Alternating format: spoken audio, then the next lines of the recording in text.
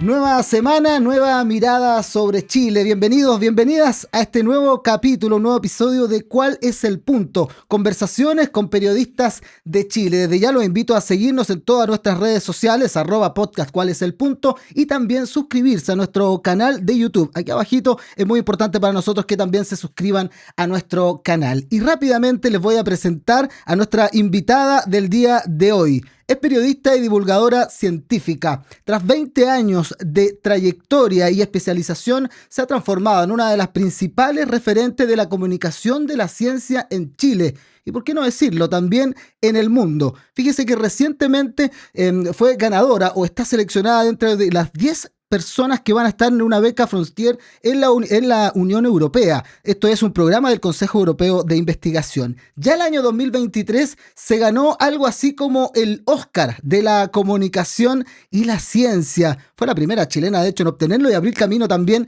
a las latinoamericanas. Tecnociencia, Tu Nuevo ADN, Cocina Lab, Chilenauta, ¿le suena? Son algunos de sus proyectos. Una voz autorizada sobre ciencia, sobre periodismo y comunicación. Con nosotros, Andrea Obaid. ¿Cómo estás, Andrea? Bienvenida. Muchas gracias, Manu, que bien informado Bien estás. informado. Oye, qué bueno que nos vemos ahora en esta instancia. Nosotros nos habíamos visto y trabajado en ADN. Sí, pues. Estuvimos harto rato ahí. Y hay varias cosas que quiero preguntarte, pero lo primero es esta beca, Frontier, una beca del Consejo de Investigación Europeo, como para ir conociéndote, porque obviamente Sí. está dedicada al mundo de la ciencia, y que me llamó mucho la atención, lo vi muy compartido en distintos medios de comunicación. Es que aparte es Cuéntame un súper poco. bonito esto, porque yo cumplo este año, justo 2026, 20 años desde que hice mi magíster en comunicación de la ciencia, medicina y también medio ambiente en la Universidad Pompeu Fabra en Barcelona. Y esta beca de la Unión Europea ahora me lleva a Barcelona a Vas a vivir volver. por 5 meses, pero es súper sincrónico. O sea, ahí comencé mi carrera en el periodismo científico y ahora voy, pero a trabajar ¿Y qué, en comunicación de la ciencia. y cuéntame un poquito de esta beca, porque la hemos, como te digo, leído harto, pero ¿de qué se trata? Pocas personas, Sí, etcétera. mira, es una beca que no lleva tanto tiempo, que la entrega la Unión Europea para periodistas científicos para hacer una residencia en un centro de investigación. Entonces tú eliges un país de la Unión Europea donde te gustaría ir a trabajar, presentas un proyecto de investigación periodística.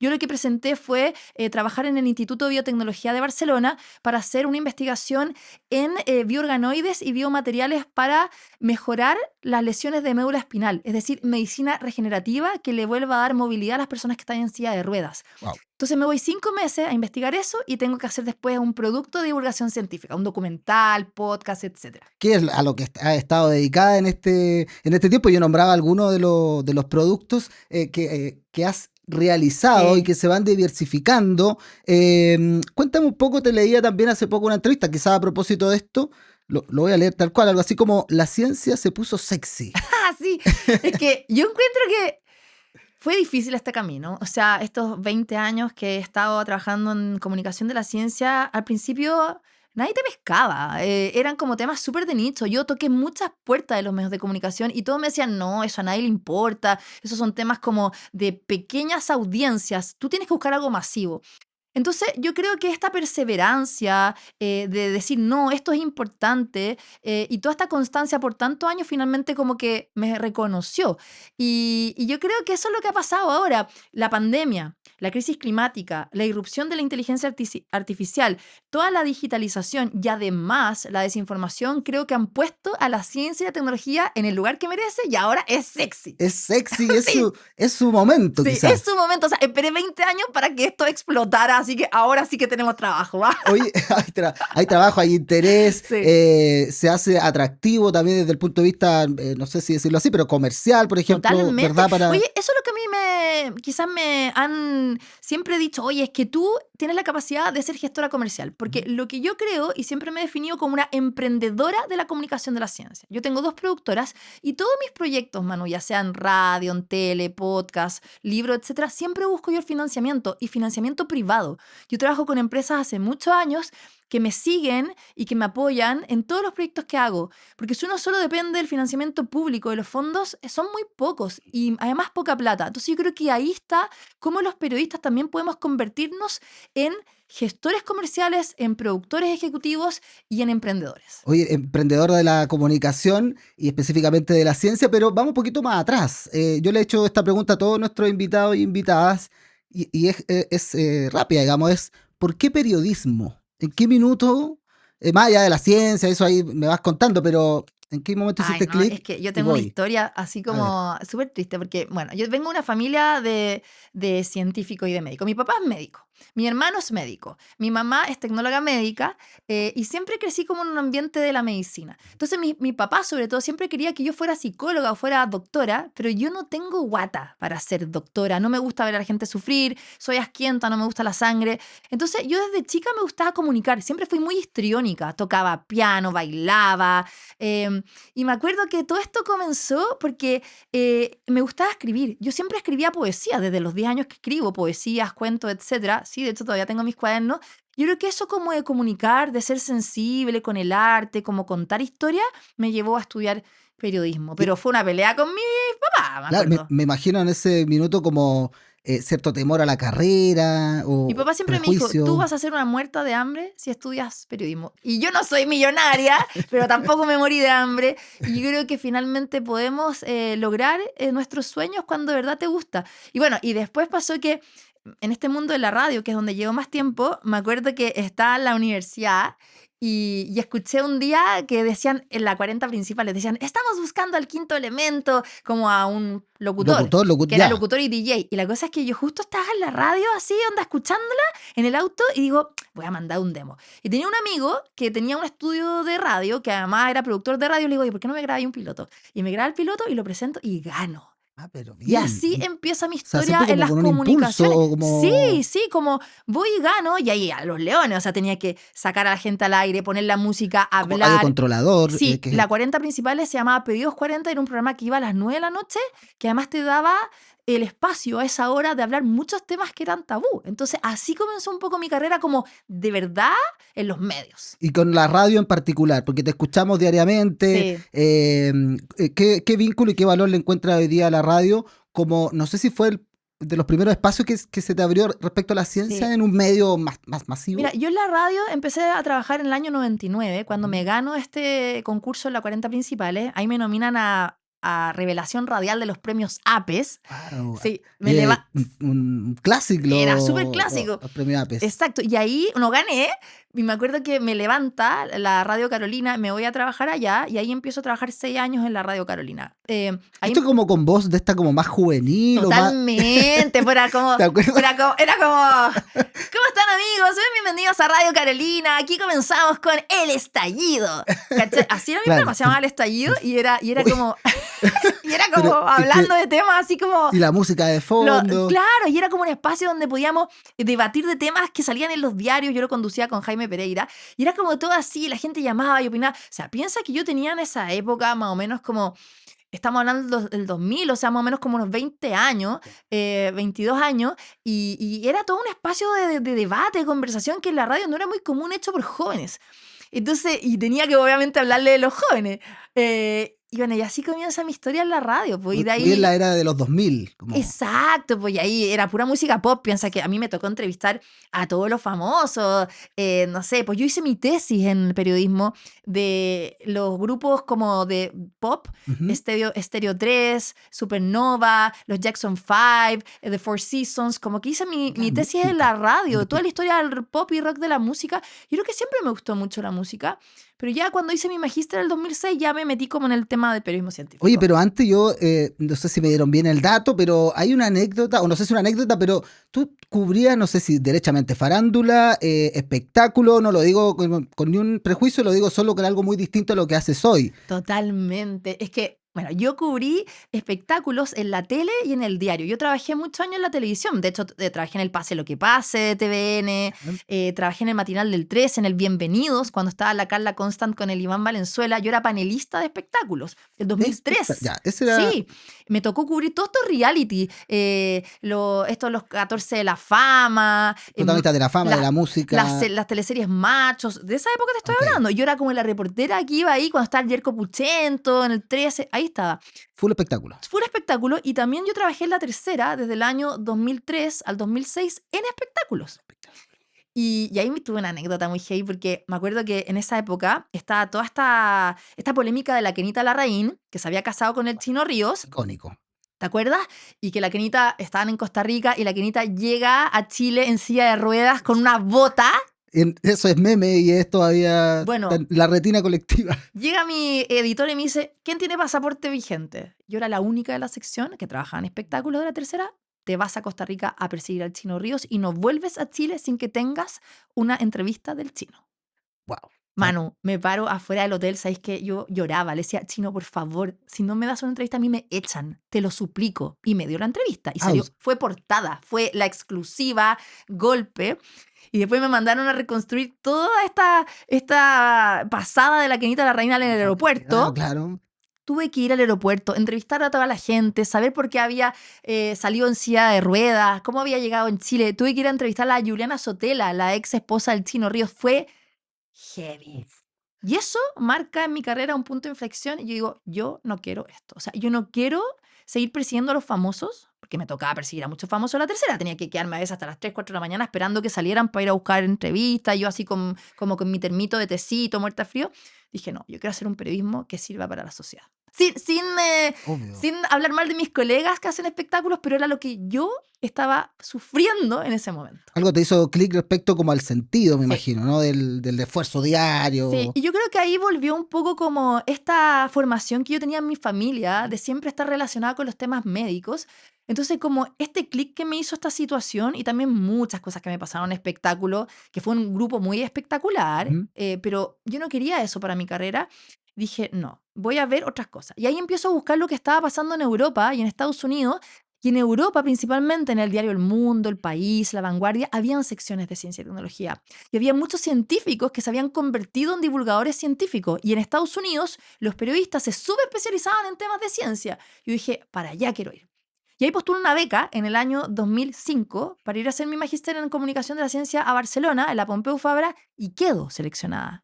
Yo estaba pololeando en esa época con un argentino y él me dice, tú te vas y terminamos. Y me quedé. Terminé con él. Decisión. Sí, y terminé con él al año siguiente, bueno, porque ¿para qué te voy a contar la historia? Porque no, que prefiero no recordarla. Se portó mal. Perfecto. Y postulé de nuevo a la beca y me la gané.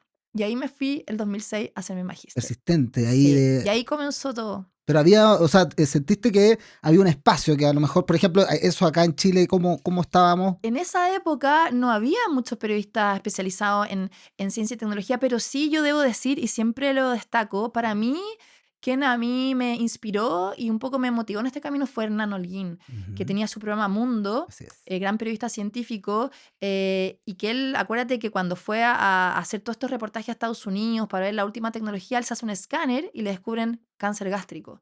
Él se muere a los 37 años. De hecho, este año se cumplen, creo que en 39 años desde que falleció. Una conmemoración. Yo dije, yo algún día quiero ser como Hernán Holguín. Yo creo que él fue como un poco el que me guió en este camino. Y ya en esa época en Chile estaba la CHIPEC, la Asociación Chilena de Periodistas y Profesionales para la Comunicación de la Ciencia, que este año, en agosto, cumple 50 años, Manu. O sea, nosotros en Chile estamos súper como con una historia del periodismo científico muy antigua. Lo que pasa es que ahora es como más conocido. Me pasa que con esto mismo, que ahora quizás se habla un poco más, que a propósito de eso, a lo mejor uno piensa como que Chile, no sé, no está avanzando o estamos medio estancados respecto a tanto a la ciencia como a la divulgación de la propia ciencia. Yo también te escuchaba algo así como hay que ver el vaso medio lleno.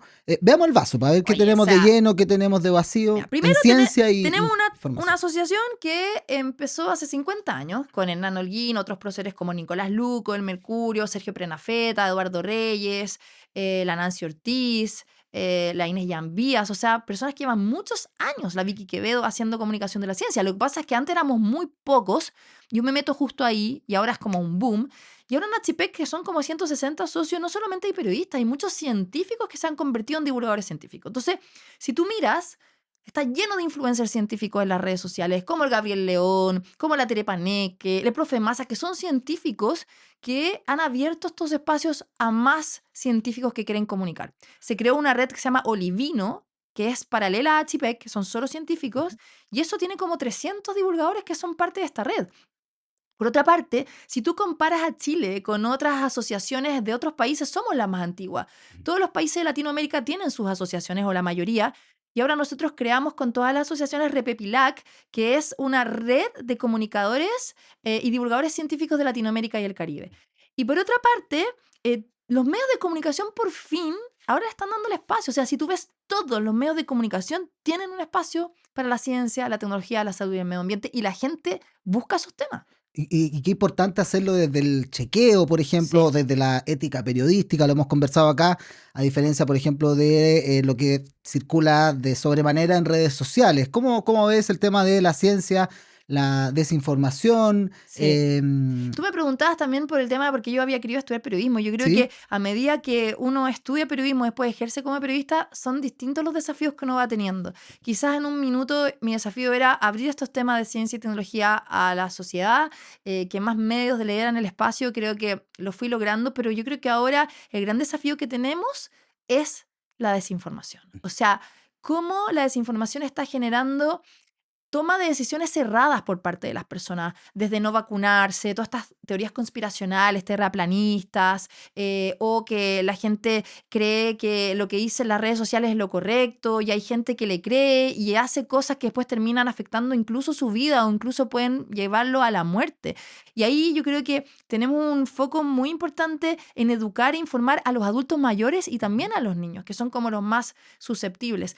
Y ahí hay otro tema, que no solamente son como las fake news, hay muchos fake periodistas, fake médicos, fake científicos que también están desinformando. pasa, por ejemplo, a veces estos virales también, o el uso, qué sé yo, de algún tipo de medicamento. ¿Hace algún llamado aprovechando, obviamente, Sí, tu pues. trabajo en O sea, esto? bueno, de hecho, tú que además has trabajado tanto en el Ujú. área de salud, imagínate que en estos virales, sobre todo en TikTok y X, que son las principales redes sociales de desinformación, que además son los nuevos medios, o sea, imagínate hace una semana atrás llamaban a tomar paracetamol con alcohol y la gente lo hace, no sé para qué, para llamar la atención, pero si uno ve cuál es el riesgo, es que si tú mezclas un medicamento como el paracetamol que afecta al hígado con alcohol que también afecta al hígado, o sea, esa combinación puede ser letal. Entonces yo creo que ahí necesitamos como frenar estos índices de desinformación, y antes de compartir o de hacer es verificar esa información, ir a las fuentes verdaderas, ver de dónde viene esto y no caer en estas estupideces como para ganar más likes. Y hay gente incluso que se muere por sacarse la selfie en un precipicio para tener esa foto. O sea, ¿hasta dónde estamos llegando, Manu? Tú diste en la clave también con cómo, por ejemplo, los propios científicos se transforman en divulgadores, aprovechando obviamente su expertise. Pero ¿cómo ves la relación del mundo científico con las comunicaciones en general Sí. o con los medios? Qué sé yo, esta figura del experto, la experta, que a lo mejor a veces esto es una intuición, que a veces hay cierta lejanía con el periodismo Mira, no, mismo. yo creo que ahora esto ha cambiado, porque Ujú. en primer lugar, para ganarte un Fondecito, un Fondef, que son estos presupuestos, ¿no? Y fondos que tiene la Agencia Nacional de Investigación y Desarrollo para entregarle a las universidades y a los científicos para que hagan, ¿no?, sus proyectos, tienen ahora obligatoriamente un ítem de divulgación. Entonces, ahora tienen que entender las universidades que la divulgación de la ciencia es importante, ¿no? Antes no se le daba importancia porque era el paper, publicar el paper, a los científicos le dan bonos por publicar papers, los papers además llevan a que la universidad se acredite, y al ser no acreditada hay más posibilidades de tener más alumnos en admisión. Entonces, al final es un círculo. Y era muy mal visto el tema como la divulgación. Pero ahora, si no comunicas, no existes. Y sobre todo el tema de la ciencia. Hay que sacar este conocimiento del laboratorio, compartirlo con la sociedad, y al apropiarse la gente de ese conocimiento puede tomar decisiones bien informadas. Y yo creo que ahora las universidades están dándose cuenta, igual que los científicos, de esa clave. Y en un término, eso es como quizás una gran esfera, ¿no? O uno pudiera pensar de que a veces siempre el lenguaje, o ya a veces el lenguaje es un Sí, tanto elevado, o lo que se está discutiendo, endiosados. endiosado, y mencionar al doctor Massa también, pero en el sentido de eso, ¿cómo se va acercando? Porque tú has hecho programas de ciencia en televisión. Sí. Bueno, no sé si televisión abierta, y me corriges, pero al menos en 13C, mucho tiempo, Estuvimos en TVN también en con Cocina TVN. Lab, sí. Entonces, digo, hay un público, ¿no? Sí. No hay una barrera. Pues ese tema es clave, porque yo lo que me di cuenta, cómo podía acercar a la gente de la ciencia era buscar puntos comunes. O sea, historias comunes. Entonces, por ejemplo, Tecnociencia, que fue un programa que estuvo durante 6 años en Canal 13 Cable y después también pasó a la abierta, y además se ha emitido en cerca de 30 canales internacionales. yo dije, bueno, ¿por qué no hacemos los viajes, que a todo el mundo nos gusta viajar, desde la ciencia? O sea, el turismo científico. Entonces, yo voy a un lugar y cuando conozco qué se halló en ese territorio, cómo fue el pasado geológico de millones de años, qué pueblos originarios vivieron, ¿no? ¿Qué es lo que están haciendo los científicos? Tú ahí ves ese paisaje o esa experiencia distinta. Ya no eres un turista, eres un explorador. Entonces, uno fue el turismo científico. El otro, por ejemplo, Cocina Lab. Comer tiene su ciencia, que se emite todavía, de hecho, en Ujú. NTV y en TVN, y también se ha emitido en varios canales internacionales, la ciencia y la cocina. O sea, cuando tú cocinas dices, pucha, ¿por qué el pan no se me infla y me queda, pero así, súper flaco? O cuando cocino carne, ¿por qué queda dura? La comida en el refrigerador, Exacto, o etc. por ejemplo, ¿por qué lloro cuando pico cebolla o me pico el ají? Me pica el ají. Es como preguntas tan cotidianas, pero todas tienen respuesta en la ciencia. Entonces, cuando tú llevas esas historias cotidianas y las mezclas con ciencia, yo creo que te das cuenta que la ciencia está en todas partes y es mucho más simple de entender. Es más simple de entender y genera también más interés cuando está presentada, qué sé yo, en distintos formatos, en Totalmente. distintas ideas. Y es muy importante cuando tú ves a las universidades, se lo tienen que tomar, o ahora los papers, y cómo ver la vinculación con la política también, o las Sí. políticas públicas en esta materia. Efectivamente, en Chile hay un ministerio. En una entrevista en octubre, creo, del año pasado, tú decías lo importante, más allá del presidente que saliera electo, porque todavía no era, tú decías lo importante de cierta manera de cuidar la Mm, institucionalidad que se ha creado o los avances sí. que se han obtenido. Pucha, ahí hay como dos puntos. Uno es que yo creo que los periodistas, más allá de ser informantes, tenemos que ser gestores de cambio y tenemos que ser parte de las políticas públicas. Y ahí yo te quería contar que cuando yo fui presidenta de la CHIPEC, que fui presidenta del 2022 al 2024, Que es la Asociación Chilena de Periodistas y y profesionales Profesionales para para la la comunicación de la Comunicación de ciencia, Ciencia. sí. Y nosotros logramos incluir en los dos borradores de la Constitución Ujú. un artículo que el Estado garantizaba la cultura y la educación científica. Y eso fue inédito. Nunca antes se había incorporado en la Constitución un artículo así. Y lo trabajamos desde la CHIPEC con las universidades y con la Comisión de Ujú. Conocimiento que lideraba en ese entonces la Cristina Dorador. Y eso es clave. Yo me acuerdo que también en la CHIPEC trabajamos en el Senado, la Comisión de Desafíos del Futuro, con la UNESCO. O sea, yo creo que puedes hacer mucho más que trabajar en un medio de comunicación, en una empresa, en un centro de investigación. Eso es un punto. Y lo otro, yo creo que también tenemos que entender que todas las políticas en ciencia y tecnología efectivamente tienen que ser políticas de Estado. Lo que está pasando ahora con este gobierno, que claro, vemos que se está reduciendo el presupuesto en investigación, desarrollo e innovación, que ya es súper poco, el 0,34%, 36% más bien dicho, del Producto Interno Bruto, ahora se quiere reducir en un 3% más. Entonces, ¿cómo podemos avanzar cuando hay menos plata con lo poquito que ya hay para la ciencia? ¿Y tú crees que puede haber un cambio ahí? En el sentido, por ejemplo, otras áreas, me recuerdo seguridad, salud, Mm. que era evidente que era, digamos, imposible hacer un ajuste. ¿Por qué con la ciencia no pasa? Digamos?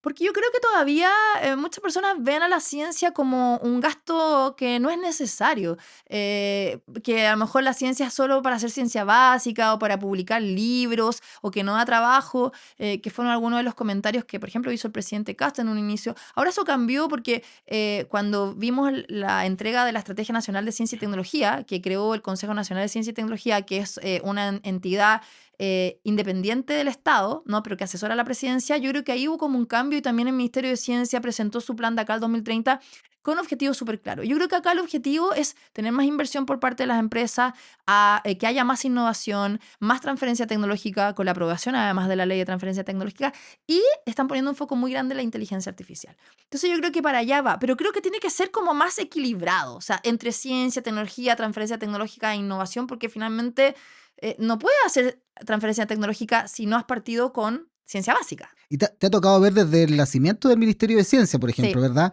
fui parte. Entonces hay una opinión, me imagino también, porque ha sido bien polémica igual la ministra de Ciencias Mm, actual, digamos. Tú le das un poco lo que decía ahora, han habido señales distintas, había sí, mucha preocupación al inicio, está este tema de las becas, por ejemplo, o de los exactamente. temas de... Escuchaba por ahí esta idea como de restringir los temas que se pueden investigar. Sí, y también las residencias, ¿no? Mira, yo creo que es un cambio bien fundamental lo que está pasando ahora en en comparación como cuando inició esto, ¿no? Que comienza en el gobierno de la presidenta Bachelet, cuando se trabajaron en varias comisiones y subcomisiones. A mí me tocó trabajar en la subcomisión de Cultura Científica para la creación del ministerio, ¿no? Y me acuerdo que hicimos un informe que decía Ciencia y Tecnología para el Desarrollo de Chile, que se le entrega a la presidenta Bachelet en una ceremonia, y el que dirige todo esto es Andrés Kup, que después fue el El primer ministro ministro de de Ciencia, Tecnología, Conocimiento e Innovación en el gobierno del Sebastián presidente Piñera. Piñera. Ujú. Exactamente. Entonces ahí empieza, cuando el presidente Piñera le da importancia a esto y pasa de ser CONICIT al ministerio. Y ahí empieza a haber toda una política de Estado muy importante en el desarrollo científico-tecnológico. Y en el gobierno del presidente Boric se hace esta promesa de aumentar el presupuesto del Producto Interno Bruto ni más de maíz del 0,36% y se logra el 0,41%, cuando la idea era que fuera hasta el 1%, que no se logra. ¿Cuánto es, por ejemplo, para tener un parámetro en otros En países? otros países, o sea, de la OCDE, nosotros somos Sí. parte de la OCDE, es 2,5%. En países que tienen mucho más dinero, como Israel, llegan a tener 4% de inversión en el Producto Interno Bruto, ni más de más. O sea, estamos muy, Muy muy lejos. por debajo. Ujú. Ahora, si comparamos con Latinoamérica, por ejemplo, Brasil está mejor. Hay un libro muy interesante que hizo la Fundación Carolina de España, donde compara todos los Productos Internos Brutos que se invierten en I más de maíz de los países de Latinoamérica. Y yo te diría que Argentina y Chile están más o menos por ahí. Ahora, bueno, con el gobierno del presidente Milei esto igual está cambiando y Brasil nos lleva la delantera. Pero yo creo que acá hemos visto quizá un retroceso en este gobierno. Y yo creo que eso tiene preocupada a la comunidad científica. Esta información respecto a las becas Chile, las becas en el extranjero, por otra parte, si se va a reducir o no el poco presupuesto que ya existe, una mirada quizás como más en la inversión. Más en la transferencia tecnológica y no en la ciencia básica. Además, se le han quitado financiamientos por parte de la Agencia Nacional de Investigación y Desarrollo, la NID, a centros que son súper relevantes, como el Centro de la Ciencia del Clima y la Resiliencia, que es de los centros pocos y más importantes de cambio climático en Chile, o el ISI, que es el Instituto de Sistemas Complejos de Ingeniería, que fueron los que hicieron todo el proyecto para entregarle a los lactantes el Nirsevimab, Sí. ¿no? Este anticuerpo monoclonal que rebajó seriamente las hospitalizaciones por virus respiratorio sincicial. Muerte cero Exacto. en menores Entonces tú de... dices, chuta, le quitaron el financiamiento. Bueno, en el fondo no es que se lo hayan quitado, no se lo renovaron, ni al ICI ni al CR2, que son centros de excelencia internacional que han publicado en revistas como en The Lancet. Entonces, y ahora están dependiendo de la misma Universidad de Chile que les financió financiamiento internacional. Entonces, eso a veces uno no entiende. Falta ahí a lo mejor todavía espacio, digamos, de entender más ese ecosistema ¿Cómo de cómo funciona? funciona. Sí, Tú- sí, yo creo que hace falta quizás meterse más. La ministra Jimena Lincolao, ella viene de Estados Unidos, tiene una tremenda carrera ya desde el punto de la innovación, es empresaria, emprendedora, y quizás, claro, tiene esa visión y que está movilizando todo el ministerio quizás como más por ese lado, que me parece súper bien, pero creo que falta un poco de equilibrio con la ciencia. Creo que está muy tirado para la tecnología y la transferencia tecnológica y falta darle más importante a la ciencia básica y aplicada. Qué interesante esa como perspectiva finalmente de cómo las autoridades impactan en el desarrollo finalmente de la ciencia. Y algo que también impacta mucho en el desarrollo de la ciencia, o perdón, en el acercamiento a la ciencia, es la infancia. Sí. Te lo quería preguntar porque también en algún programa mencionabas, por ejemplo, que había una idea que se te había ocurrido respecto a unas preguntas que te hacía Sí, tu mi hijo, hijo, entiende, ¿no? sí, sí. Es que Eh, yo creo que tenemos una deuda en temas de divulgación científica que de a poco se ha ido acortando la brecha, que es entregarle más herramientas a los niños, niños y adolescentes en ciencia y tecnología para que además eso incida en que opten por carreras STEM, ¿no? STEM es ciencia, ingeniería, tecnología y matemáticas. Y sobre todo mujeres, porque todavía había una brecha súper grande, o sea, solo hay una participación cerca del 35% de mujeres en ciencia y solo un 23% de mujeres patentan, ¿no? En el INAPI. Entonces yo creo que por ahí que más niñas sientan que hay lideresas que hicieron esto y también elijan este tipo de carreras. Y por otra parte, yo creo que tenemos que mirar a los adultos mayores. Muchas veces lo dejamos de lado, como que no les importan, no, este grupo etario. Ujú. Yo creo que hay también, hay mucho que alfabetizar digitalmente. Si son las personas que más usan las redes sociales y se desinforman por ahí. Y sobre este libro, bueno, yo he hecho hartos proyectos para niños. Hicimos una serie de televisión que se llama El Cosmos del Profe Massa, de monitos animados con el astrónomo José Massa, que la emitimos en NTV y enseñamos astronomía. Y como con esa inquietud de buscar más conceptos y contenidos para niños, firmé un libro Ujú. con Editorial Catalonia para hacer las preguntas de Francisco. Francisco, mi hijo mayor, que tiene 9 años, Y Francisco es súper curioso. Y todas las noches me hace una pregunta así como, mamá, ¿qué había antes del Big Bang? ¿Por qué nació hombre y no mujer? ¿Duele crecer? No sé, ¿qué es el magma? Y yo así como, Francisco, no sé, ya, voy a buscar en ChatGPT a ver Claro, qué me dice. Aparte tenemos un ChatGPT que le pusieron 6-7, entonces le ok, preguntan cosas. pues Y ahí dije, ya, pues voy a empezar a recopilar estas preguntas y van a ser respondidas por mujeres científicas. Y en eso estoy trabajando. interesantísimo. Para Sí, poder, porque me imagino hay muchas familias, mamás, bueno, papás, todos interesados o muchísimas. a veces complicados con esas preguntas. Es que los niños hacen unas preguntas fantásticas, que son de verdad desde la curiosidad, que muchas veces los adultos hemos perdido esa conexión con los niños, dejar de hacer preguntas. Y al final la ciencia viene de preguntas que buscamos responder, ¿no? Que son Ujú. las hipótesis. Y eso estoy haciendo. Y mi idea es que muchos niños hagan estas preguntas y que Francisco de alguna forma sea como un ejemplo, ¿no? Ya, el Francisco pregunta, otros también, pero lo que yo quiero destacar de este proyecto es que estas respuestas sean entregadas por científicas chilenas. Y ahí también poner, ¿no? Como en la relevancia a la mujer como madre. Muchas veces la maternidad nos genera falta de tiempo para hacer lo Totalmente. que queremos. Y por otra parte, a las mujeres en ciencia. Mujeres en ciencia. Sí, ¿Y cómo has ido encontrando ahí cuando te encuentras con más mujeres en esto o mujeres más niñas? No sé, que hay sí. también mucha iniciativa. ¿Qué te pasa a ti con eso Ay, me cuando ves niñas encanta. entusiasmadas con la ciencia? Oye, en primer lugar tengo que decir que somos mucho más mujeres periodistas científicas que hombres. O Ujú. sea, es Bueno, es increíble. como la vida misma, finalmente. Bueno, también, también, sí. Es que Y hay muchas mujeres científicas que se están convirtiendo en divulgadoras, a pesar que siempre está como este síndrome del impostor que tenemos ujú, las mujeres, que como no, voy a divulgar mal, o me van a mirar mis pares, o no sé, lo voy a hacer mal, y somos como muy quisquillosas en el que dirán o que nos equivocamos. Pero por otra parte, cuando he dado charlas a niñas, sobre todo en estudiantes de colegios, tú le cuentas tus historias, ¿no? Anécdotas. Mira, me pasó esto, no sé, mi pololo no me quería dejar ir y terminé y ahí me fui a la beca y cosas así. Es como, ¡guau! Te ven como una superhéroe y oh, dicen, bueno, si ya lo hizo yo también. Yo creo que eso es lo que tenemos que buscar.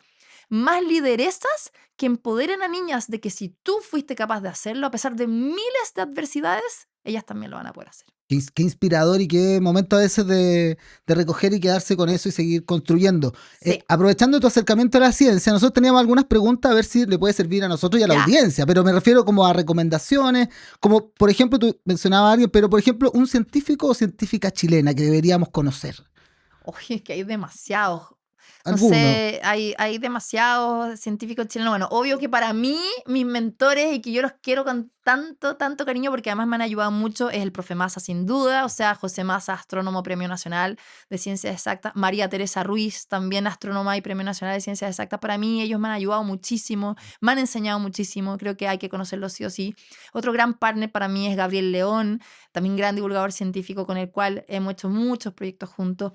Pero si tú me preguntas, por ejemplo, otros que hay que ¿Mm? conocer, la Carla Herrmann, gran física cuántica, que además ha sido una impulsora de esta equidad de las mujeres en ciencia. Ella logró una beca en la UNESCO para poder viajar con su hija pequeña, la Rafaela, que tiene como 2 años, y poder viajar a los congresos, porque muchas veces no podía porque no tenía con quién dejarla. Ella tiene 3 hijos. Yo creo que ella es una tremenda, tremenda referente. La Paulina Assmann, que también trabaja en física cuántica desde concepción. Ella creó una empresa con su marido en estas temáticas que es más masculino, ¿no? Que femenino este ámbito.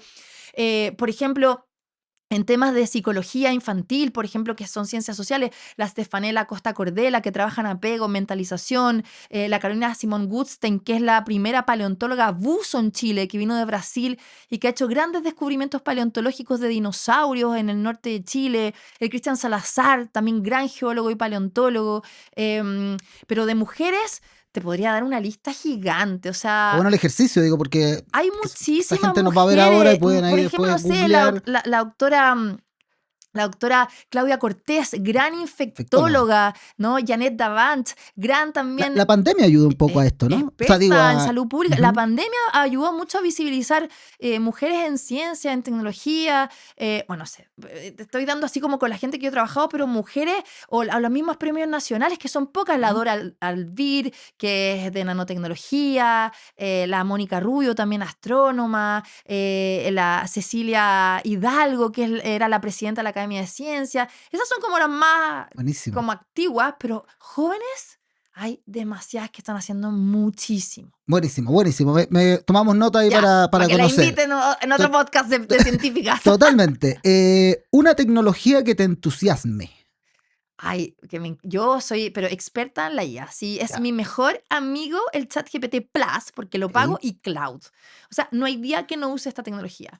Y yo me rehusaba a usar la mano. Ujú. Te estoy diciendo que hasta el año pasado, hasta como mayo, no usaba nada. Hice un curso de IA para aplicarlo en marketing y comunicaciones y me cambió la vida. Se me abrió la mente. Lo uso para crear, para ordenar mis ideas, para redactar proyectos, para redactar correos, me ayudan las pautas de los programas de radio, del podcast. O sea, todo, todo para mí me acortó la cantidad de tiempo que invertía en producción y ahora la IA es mi mejor amigo en todo. Oye, en esa misma línea tenía, la siguiente pregunta era una que te preocupe.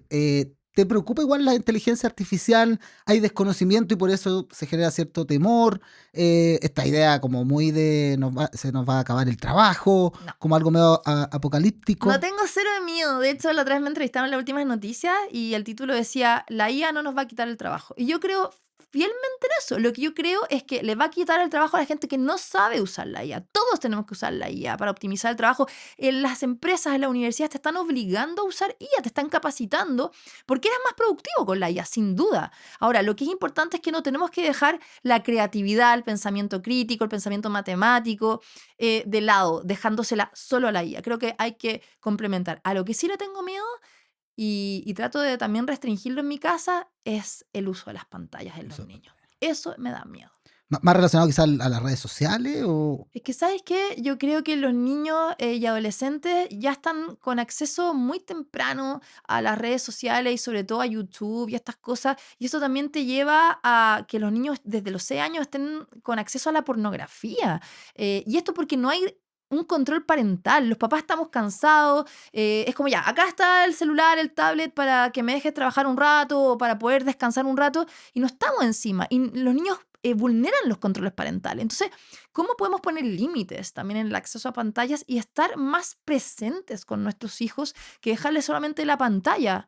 Tú y yo antes jugábamos, no sé, yo jugaba a las Claro, bolitas, no a dar en vueltas el las pasaje, en la láminas, calle en la o... calle. Claro, pero Bueno, la calle el es más propio difícil, contexto. ¿no? Ujú. Es otro contexto. Pero por último, ser más conscientes de la adicción que pueden generar las pantallas en el cerebro y que hay mucha evidencia científica que si no controlamos eso desde chicos, podemos tener adolescentes que sean adictos a sustancias ilícitas asociadas a la dopamina que generan las pantallas en nuestro cerebro. Oye, y pensaba ahora si tu hijo te hace preguntas, ¿te pregunta igual de esto? En el sentido que varias mamás a lo mejor les puede estar pasando como, Sí. ok, o sea, no uso tanto el celular, pero bueno, todos mis compañeros lo Oye, tienen. ese es un temazo, temazo. Mira, yo creo que dos cosas hay. Uno es cómo nos ponemos de acuerdo en el chat como de los apoderados de que tratamos de llegar a un consenso porque siempre van a haber papás que dejen y otros no. Yo soy súper como estricta, les dejo a mi hijo jugar el fin de semana, Nintendo, el celular muy poco, pero yo prefiero que mi hijo sea quizás más atrasado en el uso de la tecnología que avanzado. O sea, mientras yo pueda retrasar el acceso a la tecnología, lo voy a hacer. Y si él se mete a Google o a YouTube, tiene que estar conmigo al lado. Porque yo sé el peligro que, o sea, pone aquí, y entra a un sitio porno. Entonces, y lo hablo con él. O sea, le explico los peligros. Entonces, él mismo entiende, sobre todo el más grande, que hay que autorregularse. Yo creo que tenemos que tener esas conversaciones con los hijos desde chicos. Es muy importante esa conversación que a veces son un poco difíciles, Sí, po. entonces uno le hace el quite, importante tenerlo. Esta conversación quizás les va a servir. Tenía otra pregunta, una noticia científica inolvidable. ¡Ay! Muchísimas. A ver, yo te diría que una que fue hace poco ¿Mm? polémica y que yo creo que ha sido como de las cosas difíciles que me ha costado cubrir fue Monteverde. Ya. Monteverde, para que sepan, es este sitio arqueológico, uno de los más antiguos de América, del asentamiento temprano en América Latina, ¿no? Que venían desde África y toda la parte como bajaron hasta América, llegaron a Chile. Y este sitio está en la región de los lagos, muy cerca de Puerto Montt, y que estaba datado más o menos en 14.000 años, ¿ya? Y eso era como consenso. Esto se había hecho una investigación con la Universidad Austral de Chile y había salido en varias revistas científicas, etcétera. Y hace unos meses atrás se hace otra investigación que la hace la Universidad Católica, el Instituto de Ecología y Biodiversidad. Van a datar el sitio nuevamente y sale que el sitio tiene 6.000 años o sea, más joven de lo que se Lo que se pensaba. piensa. O sea, En vez de 14.000 eran, no sé, 8.000 años. Y eso puso en jaque todo. Primero por la pugna que hay entre estos grupos científicos de quién tiene la razón. Empieza una pelea campal de desinformación, de agresión, etc. Pero lo más importante es quién, cuál es la verdad. Y ahí te das cuenta que la ciencia no siempre tiene la verdad, porque la ciencia, a medida que avanza la tecnología, también puede tener nuevas herramientas que te ayuden a datar mejor o te entregue una data nueva, por ejemplo, un sitio arqueológico. Y eso es lo interesante, que la ciencia cambia. Y eso también tenemos que entender en los egos, las universidades, etcétera, de que cambia y cómo nosotros como los periodistas tenemos que informar correctamente, mostrando las historias en todos los ámbitos. ¿Crees que quedamos preparados después de la pandemia? ¿Más preparados? ¿Sacamos lecciones? ¿Tú veas que a la gente con mascarilla en el metro cuando está enferma? ¿O caso? Lo sufrí 4 años, ese llamado. Mira, yo creo que la gente se cansó. Y ahora vemos estas alertas como de próximas pandemias con el antivirus, el ébola. Yo creo que la gente se cansó. Fue tan traumático el encierro y la pandemia que la gente de verdad como que le da lo mismo. Y yo creo que estamos viviendo en un mundo tan deshumanizado, con tantas crisis, con tantas noticias negativas que vemos en Estados Unidos, en Ucrania, en Rusia, en Gaza, ahora, no sé, Irán. O sea, todo lo que está pasando que es como que yo creo que de verdad hay una falta de sensibilidad por el otro y yo creo que no hemos aprendido mucho. Yo creo que hay que esperar a ver qué pasa con una próxima pandemia, pero obvio que va a venir otra. Obvio, eso es era lo No sabemos único cuándo. seguro. Cumpliendo 20 años de trayectoria, nos ha acompañado Andrea Obaid, periodista y divulgadora científica. ¿Cómo te imaginas la ciencia en Chile en 20 años más?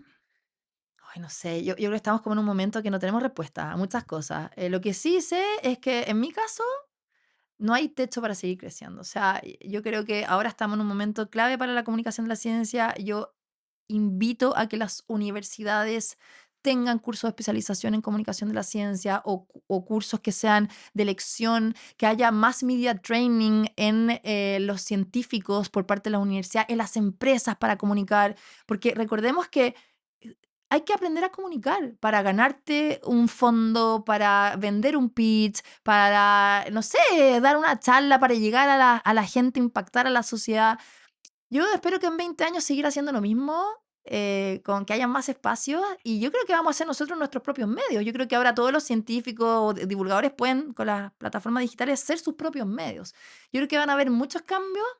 No logro imaginar cómo va a ser el futuro, pero sin duda esto está avanzando muy rápido. ¿Y Chile se sube a ese tren tan rápido? Es que tiene que subirse, es que si no te subes queda atrás, queda totalmente fuera como de la competitividad económica además. O sea, yo creo que la ciencia y la tecnología se van a convertir en una herramienta muy competitiva económicamente hablando, desde la minería que sale acá, imagínate las tierras raras, el litio, no sé, quizás vacunas, un montón de software que se están haciendo para el diagnóstico más preciso en la salud con la IA. O sea, yo creo que desde acá se hace ciencia espectacular y tecnología también. Lo que pasa es que tenemos que invertir más y estar como más en los timings de las empresas y que esto salga a los mercados nacionales e internacionales. Crece el cuento también, como se dice por ahí, y Todo políticas el públicas rato.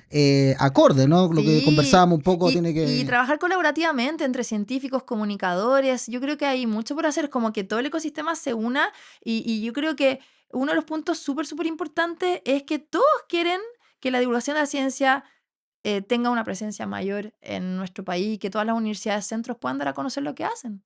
Esperamos que así sea. Hoy nos ha acompañado, como siempre, Casa Salvo, este rico café. Riquísimo. Tienen y traen desde su propia finca, desde Colombia hasta traen este café tostado y lo traemos obviamente a esta taza y también puede ser a su propia casa porque pueden pedir a través de casasalvo.cl. Así, muy fácil, casasalvo.cl y pueden hacer sus pedidos y desde Casa Salvo te mandaron un regalito. Que es evidentemente buen café. Ay, qué rico. A ver, voy a valer.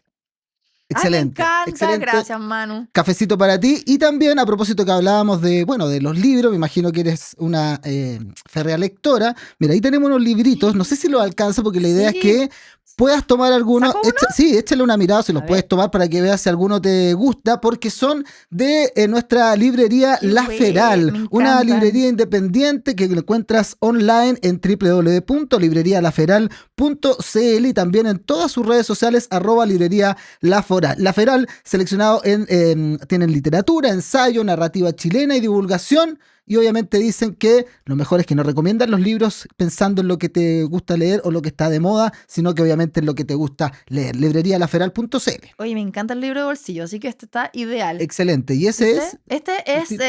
El corazón de la nación, ensayo sobre política y sentimentalismo de Lauren Bernard. Excelente. Nosotros felices de haber conversado sobre ciencia, conversamos de periodismo, Me faltó de música. de música, porque, oye, sí, ahí termino, fanática de la batería. Sí, pues toco batería hace 1 año y medio, así que eso es como mi pasión. Mi papá era baterista, así que ahí lo heredé. Conversamos de farándula incluso, imagínate. Bueno, es que uno pasa por todo Y- en esta historia periodística, ¿no? Y se nos pasó volando la conversación. Gracias por la Andrea invitación. Obaid, periodista, divulgadora científica, muchísimas gracias por haber estado con A nosotros. ti también. Y a ustedes, obviamente, muchísimas gracias por acompañarnos. Esto es ¿Cuál es el punto? Conversaciones con periodistas de Chile.